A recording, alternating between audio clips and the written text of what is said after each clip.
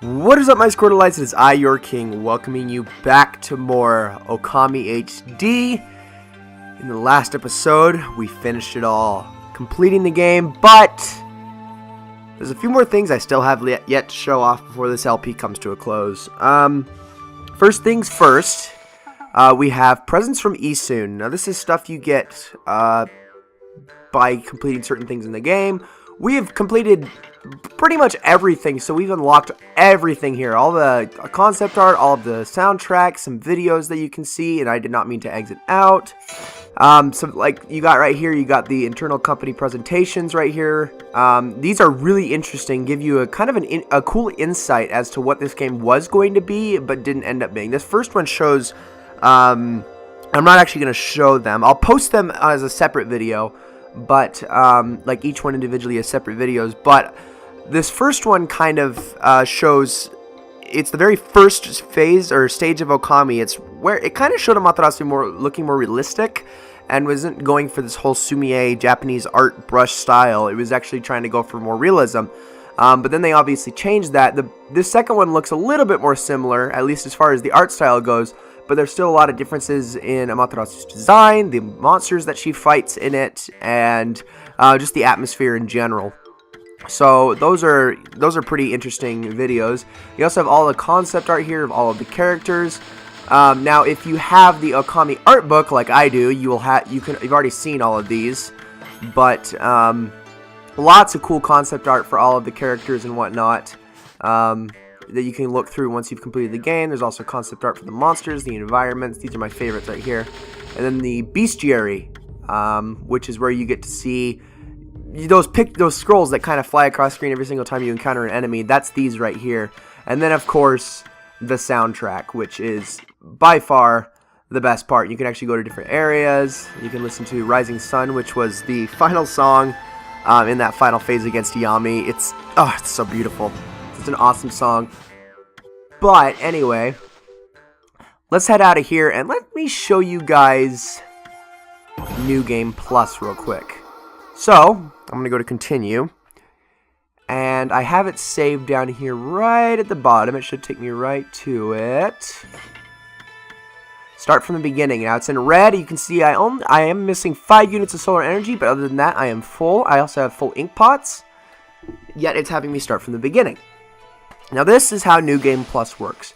Aside from sun fragments and stray beads you have not collected, you will have everything. Everything in the entire game. You also won't have the final tier rosary, reflector, and glaives. And also now you can skip through cutscenes, which although in the Wii version you could always do that even in your first playthrough, this time you can't. This time you can do it whenever the heck you want. Oh, and also of course we don't have our brush techniques. But if I go into my tools and stuff, I still have all of my items here. I also have all my equipment, as you can see again up to the 4th tier. Gold dust equipped. So now, Devout Beads and Snarling Beast have their gold dust, which they didn't have in our initial playthrough because I used them once we got the last 2 gold dusts in the Arc of Yamato. On top of all that, let's head into the Cave of Nagi, and I'm going to show you guys all of the special little rewards we got for collecting all of the stray beads and basically doing everything in the game. So as you can see, these are full. So any additional praise will just translate to yen still. But we have these Karmic Transformers, okay? These are really, really, really cool. These are basically skins you can get, and they're all similar to either various types of concept art for Amaterasu or some of the Canine Warriors and such. So we have Karmic Transformer 1.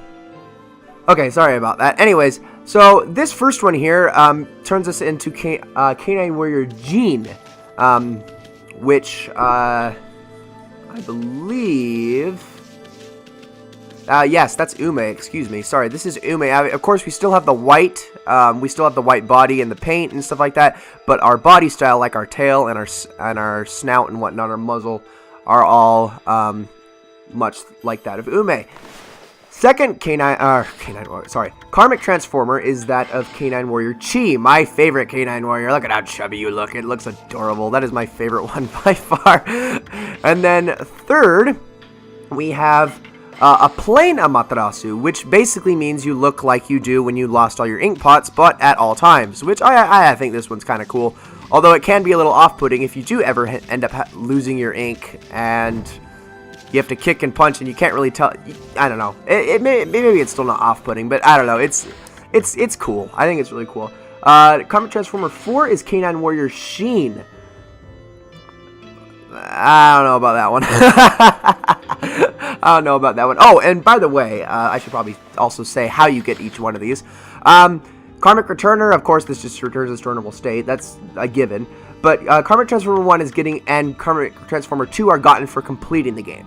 The third one is for getting an S rank on your total deaths throughout the game. I didn't have any, so I got an S rank. S rank on total yen collected. I'm not sure what the set number that you need is for that, but that's how you get Karmic Transformer 4. Number 5, you need an S rank for total enemies defeated. This is Canine Warrior Ray. Okay. Karmic Transformer 6 is probably everyone's favorite. This is an S rank for Demon Fangs collected. Is Canine Warrior Tay. Yeah, the most badass of all the Canine Warriors. That's who we get to look like right now. But my other personal favorite is Karmic Transformer 7. Shiranui, everybody. Yes! S rank for total praise earned. I think this is, if I could play through the entire game again, I would do it with this Karmic Transformer. It's freaking awesome. 8 is another really cool one. This is S rank for total, or basically the same requirements as the 7th one. S rank for total praise. Karmic Transformer 8, you get to look like the statue that Amaterasu was before she was reborn. That is just cool looking. And then the last one, this is based off of the original concept art for Amaterasu. This is kind of a realistic 3D render. And this is originally what Amaterasu was going to look like before they changed the concept of the game entirely. And this, again, is for S rank for total praise earned. So, that's all of that. However, I'm actually going to switch to the Shiranui Karmic Transformer. And then, I'm going to go to my equipment. Okay? So, I still have my golden ink pot. So, my wood mat, my golden lucky cat. But then there's this one. String of beads. Ink pot, solar energy, become limitless. Attack power times 10. You know what? I don't even need that. Attack power times 10. I don't even have a health bar or ink pots anymore. I don't need them. That is for getting all 100 stray beads in the game. That is the only way you can get that string of beads. It is by far the best possible thing you can get in Ōkami. And it is awesome. I absolutely love it. So, I would show it off. In fact, I could probably play up to a point where it would be a good point to show it off, but really, just to let you know how strong this thing is exactly. If we had the string of beads equipped, we could probably kill each of those Nagis in the Kamui Delicate Trials final phase in about 5 hits each.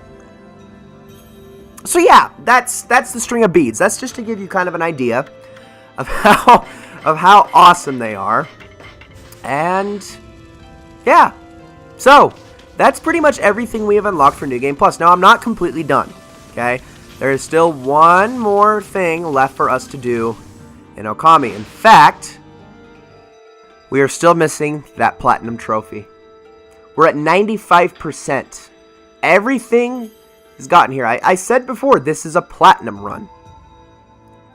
We are missing just a couple. Learn all God techniques to fill up your technique scroll, complete your treasure tome, and complete your fishing tome. What I'm going to do for these is I'm going to be going back to my old saves. In fact, I'm going to be going back to my save just before the Arc of Yamato, okay? And we will be completing the treasure tome. There's only 2 god techniques I have not yet learned, but I just have to go straight to the dojo, learn them, done. That's all I have to do. Treasure tome, I'm not exactly sure what treasure I could possibly be missing, so I'm going to have to go on a little bit of a hunt for that. But then there's the fishing tome. That is the bitch. I don't know why it's just a bronze trophy. This one should not just be a bronze trophy. This, I believe, is second only to the Devil Gate trials. Actually, it's the most tedious one, by far. It's not the hardest, but it's super, super tedious. This one is going to take a while. So there will be a couple more videos dedicated to... actually, it might just be one, but possibly more, where I dedicate some time trying to catch all these. I was originally going to live stream these, but unfortunately I cannot live stream anything anymore. So we are just going to be showing them off in video. But until then, ladies and gentlemen, this has been the Squirtle King. I hope you enjoyed this episode of Let's Play Ōkami. And I will see you all in the next one.